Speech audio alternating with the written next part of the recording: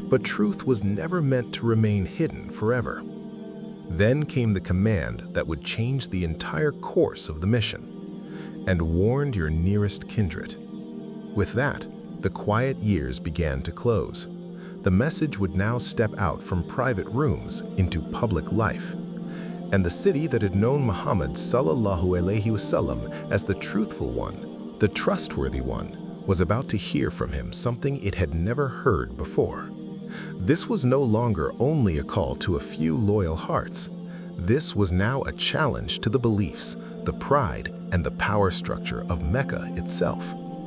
The burden of going public. The command came in a chapter filled with the stories of the earlier prophets. Musa stood before Pharaoh. Nuh warned his people. Hud, Salih, Ibrahim, and Lut all faced resistance when they called to truth.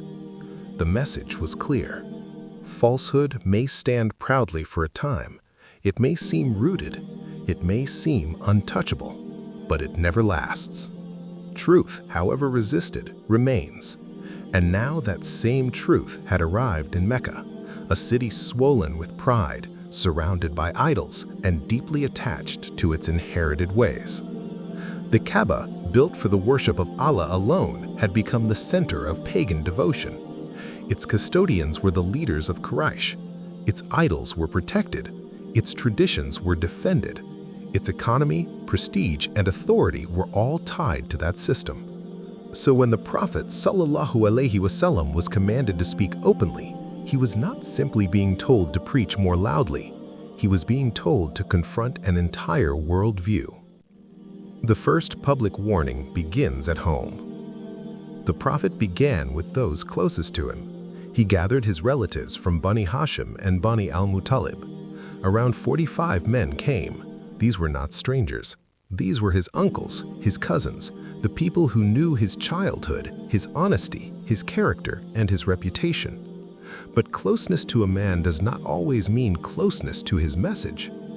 Before the Prophet could fully present what he had come with, Abu Lahab moved first. He interrupted the gathering with cold calculation. He warned the family that this path would bring trouble. He told them that their clan could not stand against all of Arabia. He reminded them that following old tradition would be easier than confronting the other tribes. And then he said, in effect, that no man had ever brought more harm to his own people than Muhammad was about to bring. The Prophet remained silent in that moment, not because he was shaken, but because wisdom knows when to speak and when to let a moment expose itself. He called them again, and this time he stood and delivered a message no one in that gathering would ever forget. I praise Allah. I seek His help. I believe in Him. I trust in Him. And I bear witness that there is no God worthy of worship except Allah, with no partner. Then he spoke with the certainty of a messenger. A guide does not lie to his people. That sentence alone carried the weight of a lifetime. They knew him. They knew he had never lied. They knew his word had always been clean. He was not asking them to trust a stranger. He was asking them to trust the same man they had always trusted, now carrying a message from heaven. Then he said, I have been sent to you in particular and to all people in general. By Allah, you will die just as you sleep, and you will be raised just as you wake. Then you will be judged for what you have done. It will be either paradise forever or hell forever. There was no poetry in that warning, no performance, no attempt to impress, only truth. Abu Talib responded with affection and loyalty. He said he believed in the Prophet's sincerity. He said the family loved him and wished to support him. But even in his support, there was hesitation. He would protect him, yes, but he would not leave the religion of his forefathers. It was one of the recurring sorrows of this stage: support without belief, love without submission. Then Abu Lahab rose again, angry and alarmed. He urged Abu Talib to stop his nephew before others acted first. But Abu Talib answered with resolve. He swore that he would protect Muhammad for as long as he lived. That protection would matter more than anyone yet understood. The call on Mount As-Safa. Then came the moment when the call rose above private rooms and entered the public square. The Prophet climbed Mount As-Safa and called out loudly to Quraysh. It was the kind of call that made people stop what they were doing. Men came from different clans. Those who could not come sent others to hear what was happening. He gathered them with the urgency of a man warning people before disaster. Then he asked them a question. If I told you that horsemen were behind this valley preparing to raid you, would you believe me? Their answer came quickly. Yes, we have never known you to lie. In that moment, Mecca testified against itself. They acknowledged his truthfulness with their own tongues. So he gave them the warning. I am a warner to you before a severe punishment. It was a turning point. He was telling them that the danger was not behind the valley. The danger was ahead of them in the hereafter, and the one warning them was the very man they had always trusted. But truth often angers those who feel threatened by it. Abu Lahab erupted with contempt. He shouted, "Perish you! Is this why you gathered us?" And in response, Allah revealed words against him that would be recited forever. Then the Prophet widened the warning.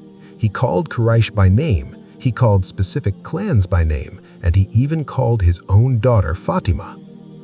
"O Fatima, daughter of Muhammad, save yourself from the fire. I cannot protect you from Allah." That statement struck at the deepest structure of Arabian society. Arabia was built on blood ties, on tribal loyalty, on family protection. But Revelation had now announced that on the Day of Judgment, no lineage would save anyone. Faith had become the foundation. Truth had become the dividing line. Quraysh understands the threat. Once the message became public, Quraysh understood what was happening. This was not just another preacher, not another poet, not another moral voice in the marketplace. This message attacked idolatry at its root. It exposed the idols as powerless. It challenged the customs that gave Quraysh their religious authority. It threatened the system that allowed them to control the sanctuary, the pilgrims, and the culture of Arabia. If Allah alone was to be obeyed, then their inherited power would weaken. If a hereafter was real, then their arrogance would be judged. If revelation was true, then their pleasures, injustices, and pride could no longer go unquestioned. They understood this better than many people imagine. That is why they reacted so violently. Their issue was not confusion. Their issue was refusal. They knew exactly what accepting Islam would cost them. It would cost them control. It would cost them status. It would cost them the freedom to live however they pleased. And many hearts do not reject truth because it is unclear. They reject it because it is clear. Pressure on Abu Talib. Unable to directly discredit the Prophet, they turned again to his uncle. They said to Abu Talib, "Your nephew insults our gods, criticizes our way of life, mocks our religion, and degrades our forefathers. Either stop him or let us deal with him." This was not casual talk. It was political pressure, social pressure, and the beginning of open confrontation. Abu Talib answered with calm diplomacy. He tried to soften the situation, but the Prophet did not stop. He continued preaching, continued reciting, and continued calling people to Allah. The message had now entered the open. There was no going back. The pilgrimage season and the Council of Quraysh.